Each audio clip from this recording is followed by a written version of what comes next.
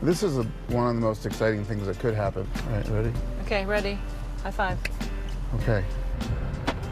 For Jonathan Koch, little moments like this are now within reach. There's nothing more independent than being able to drive around by yourself. For the first time in 2.5 years, this father is behind the wheel of his own car on the open road. I felt the breeze before, but right now it feels electrified, like it's humming on the inside. Aww. So I think that means that nerves are growing back. That's amazing. Your hand is humming on the inside. His new hand coming to life. Because 2 years ago, the hand he was born with looked like this. Which I would categorize as not good. This successful Hollywood executive defied unthinkable odds after a 2-year medical odyssey that left him narrowly escaping death and getting a new left hand in a remarkable feat of science. With his girlfriend of 7 years at his side, Jennifer Gunkel, documenting her own raw emotions. Probably the hardest day of my life so far.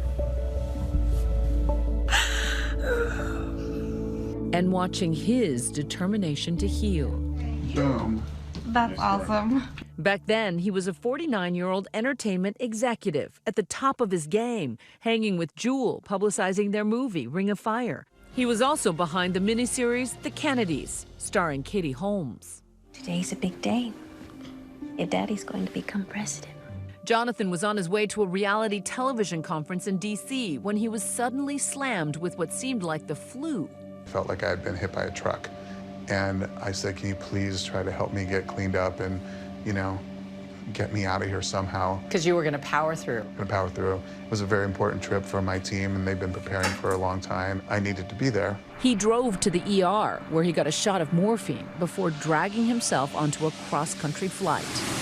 He arrived in D.C., but within 24 hours, he was fighting for his life in ICU at George Washington University Hospital. It was an unthinkable plot twist for a movie producer who never drank, never smoked, and exercised like a fiend. Now, doctors telling him to text everyone he loves, believing he has only hours to live. I made a very conscious decision with the last moment of consciousness I had not to text my daughter, because when they told me that I had a small chance of living, that moment when I decided not to was really the moment that I decided that I just can't die. I can't do it. She shouldn't grow up without her daddy. Doctors had no idea what was killing him, but they feared his body was falling into septic shock. So doctors sedate him, putting him into what is essentially a medically induced coma. I wish I could have talked to him. I wish I would have got here sooner. Jennifer rushing to his bedside. They're testing for everything, and everything's come back negative. His odds of surviving, just 10%. It was described to me as multiple organ failure, his lungs, even his heart, kidneys, he had to have dialysis. Everything was shutting down. Doctors later diagnosing Jonathan with hemophagocytic lymphohistiocytosis, also known as HLH, a rare and aggressive immune disorder that none of Jonathan's doctors had ever confronted. Jennifer had been entrusted to make life or death decisions for the divorced, devoted dad, the kind who'd never miss a father-daughter dance. I just kept thinking about his daughter, and it was just like she can't be without her dad. So I was thinking every moment, every decision I made was like, this little girl. But essentially, you held his life in your hands. I know, and that was a really scary thing for me. During his coma, hovering between life and death, Jonathan says he experienced powerful nightmares. One presented him with a critical choice. A voice, a very deep, very distinct male voice. I don't know if it was my own consciousness, if it was a doctor by my bedside, if it was God. I really don't know even to this day. And it said, if you do decide you want to live, it's going to be the most vicious, painful, awful fight every day for the rest of your life. And you were up for the fight. Well, yeah, when they put it that way, I was like, that I get. So I, said yes.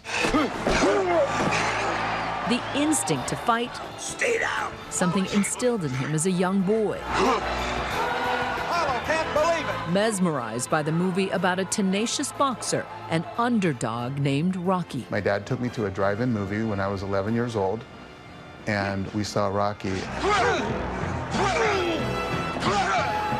From that moment forward, I just knew it was inside of me was way more than I had ever thought before that day. You took Rocky as gospel.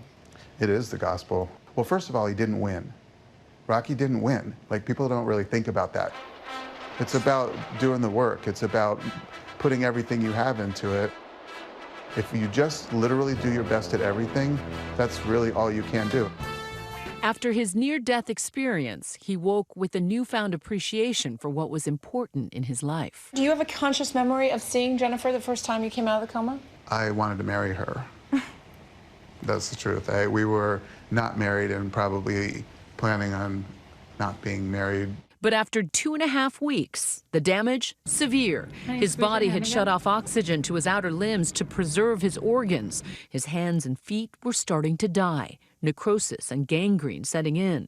What does the pain feel like in your hands? It feels like somebody's holding a Bic lighter underneath my fingertips all day, every day. Doctors wanted to amputate, but Jennifer intervened. When they came and said, we want to amputate, I immediately said absolutely not. She began searching for other options and eventually stumbled upon the possibility of a hand transplant. Turns out UCLA boasts pioneering hand transplant research. Only 85 have ever been attempted globally. And a world-renowned hand surgeon, Dr. Cody Azari, had been scouring the world for his next patient. I was looking for someone that was motivated, that was healthy, and had not had his amputations done. Because Jennifer had made the critical decision not to have Jonathan's hand amputated, he became the perfect candidate for Dr. Azari. Why go through all these surgeries, all this pain? Why not just go with a prosthetic? When you have transplantation, they oftentimes will put you through psychiatric exercises. And one of the questions they asked me is, why do you want another hand? And I thought, well, I mean, you have two. You know, I think the world's built for two, and I can handle it. Dr. Azari and his team began the process by first amputating Jonathan's left hand, preserving his nerves and blood vessels for the eventual transplant. But Dr. Azari also told him to get stronger and healthier. He was also gauging something else. What did you size up about his mental toughness? His mental toughness was what actually got me to fall in love with his personality. He is an eternal optimist like I've never seen before. But the eternal optimist faced a grim reality that his right leg could not be saved. That was an extraordinarily painful moment. She was crying with me, and it was a real get it out cry. The admission that we had lost that battle was really tough for both of us. He may have been missing a leg, a hand, all of his fingers and toes. But just like his movie hero, Rocky, even in defeat, Come on, baby, push it. Jonathan kept fighting in order to qualify for that hand transplant. He is literally getting better. All the way to The first milestone, Oh my God. learning to walk with his new prosthetic. There you go. What was that like, that moment? What went through your mind as he took those first steps? Don't let him fall. Trying to show off? Jennifer was crying. I could see Scott in the mirror because I was walking towards one and he was behind me, and I could see this big smile on his face. It was a heartwarming, chilling, just almost incomprehensible.